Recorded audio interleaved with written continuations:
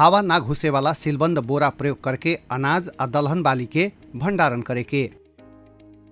सुखावल अनाज आ दलहन बाली के बढ़िया से भंडारण कैला से बाली काटला के बाद होखे वाला नुकसानी कम होई।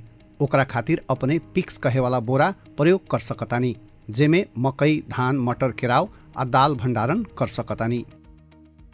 सुखावल अनाज आ दलहन बाली के पिक्स बोरा में सीलबंदी करके भंडारण कैला से अपने ओमे लागे वाला घुन, कीड़ा आ ढूसी से बचा सकतानी। ई एगो हवा ना घुसे वाला 3 तह वाला बोरा प्रणाली है, जवन अमेरिका में पर्ड्यू विश्वविद्यालय से विकास कैल गेल बा। पिक्स बोरा में जहर के प्रयोग ना कैल जाला आ ओमे अपने के अनाज आ दलहन बाली सुरक्षित भी रही, काहे कि ओमे हवा ना घुसे देवे के खातिर ओइसने किसिम के मोट प्लास्टिक के प्रयोग कैल रहेला। पिक्स बोरा में 2 गो प्लास्टिक के भीतरिया बोरा आ एगो बिनल बाहरिया बोरा होखेला। ई हवा ना घुसे वाला बोरा प्रयोग करके अपने सुरक्षित तरीका से अनाज आ दलहन बाली सबके अधिक महीना तक भंडारण करके अपन परिवार के स्वस्थ खाना उपलब्ध करा सकतानी आ भविष्य के खातिर बिया राख के बेच भी सकतानी। पिक्स बोरा 4 चरण में प्रयोग करी।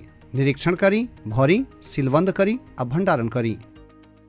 दाल के 3-4 दिन तक बढ़िया से घाम में सुखैला के बाद ओकरा के बीन के कीड़ा फतेंगी, फुहर आ रोड़ा पत्थल ना भेल सुनिश्चित करे के पड़ी। पिक्स बोरा के प्लास्टिक वाला 2 गो भीतरिया बोरा सबके अलग अलग करके फाटल चाहे छेद बाकी ना ओकरा खातिर हरेक के देखे के पड़ी, काहे कि एगो मात्र छोट छेद से भी कीड़ा आ ढूसी लाग के बिगड़ सकता।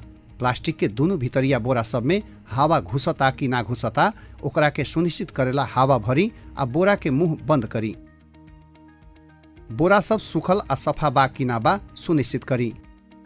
अगर प्लास्टिक के कोनो भीतरिया बोरा फाटल चाहे भिजल बा त प्रयोग ना करी।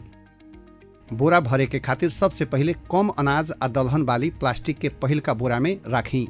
ओकरा बाद प्लास्टिक के पहिलका बोरा के प्लास्टिक के दोसरका बोरा के भीतर राखी आ दुनू के बिनल बाहर वाला बोरा के भीतर राखी। ओकरा बाद भीतरिया बोरा के भरे के काम करी आ अनाज और दलहन बाली बढ़िया से भरेला आ हवा भीतर रहे ना देवेला समय समय में हिलाई। बोरा के ऊपर तक ना भरी, कुछ हिस्सा खाली राखी ताकि अपने बोरा के सीलबंद कर सकेम। पहिलका प्लास्टिक बोरा के अनाज और दलहन बाली कसमकस ना होके तक हिलावते सीलबंद करी। अगर भीतर हवा बा त दाब दाब के निकाली। ओकरा बाद एगो डोरी से कस के बांधी। याद रखी, जितना सकेम उतना ज्यादा से ज्यादा हवा निकालल जरूरी बा आ बोरा जितना सकेम ज्यादा से ज्यादा कसायल बा कि ना बा सुनिश्चित करे के पड़ी, खास करके छोट छोट अनाज जैसे कि दाल सब के खातिर। उहे तरीका अपना के भीतरिया प्लास्टिक के बोरा के साथे ना कसाए तक दोसरिया प्लास्टिक के बोरा हिलावत एगो डोरी से कस के बांधी आ संभव होला तक बोरा जितना सकेम ज्यादा से ज्यादा कस के दोसरिया बोरा भी सीलबंद करी। प्लास्टिक के बोरा के जैसन ही तरीका अपना के प्लास्टिक के बोरा के साथ न कसाए तक बाहर वाला बिनल बोरा के ऊपर वाला भाग के हिलावते कसी आ एगो डोरी से कस के बांधी। बोरा जितना सकेम ज्यादा से ज्यादा कसायल सुनिश्चित कैला के बाद बाहर वाला बिनल बोरा के भी सीलबंद करी। बोरा के सीधा घाम लागे वाला जगह में भंडारण मत करी।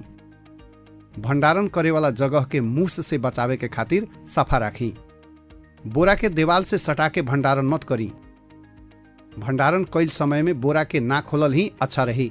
अगर कोनो कारण से भंडारण कैल पिक्स बोरा अपने के खोलल जरूरी बा तो हवा घुसे वाला खतरा के जितना कम कर सकेम उतना ही जल्दी पहिले के तरीका अपना के फेर से सीलबंद करी। औसत रूप में ई बोरा सब 1 सीजन से ज्यादा टिकेला, खास करके 3 बेर तक प्रयोग करे के मिली, लेकिन बोरा में एको गो छेद ना होखे के पड़ल। अगर अपने एकरा के फेर से प्रयोग करतानी तो सावधानी के साथ निरीक्षण करके प्रयोग करी। जब फाटल या छेद भेला के कारण से पिक्स बोरा सब अनाज आ दलहन बाली के भंडारण के खातिर थप प्रयोग करे के अवस्था में ना हुई तब अपने एकरा के और काम के खातिर प्रयोग कर सकतानी। ऐसन पिक्स बोरा सब भरोसा करे वाला डीलर से ही खरीद करी। पिक्स बोरा सब प्रयोग करके अपने अपन अनाज दलहन बाली सबके कीड़ा फतेंगी आ ढूसी से सुरक्षित राख सकतानी, ताकि जब बाजार में वो अनाज कम उपलब्ध हुई तब महंग दाम में बेच सकी। पिक्स बोरा सब जहर प्रयोग ना करके अनाज और दलहन बाली सब भंडारण करे में सहयोग करेला, जेकरा से अपने के पैसा बचत हुई आ खाए के खातिर अनाज भी सुरक्षित रही।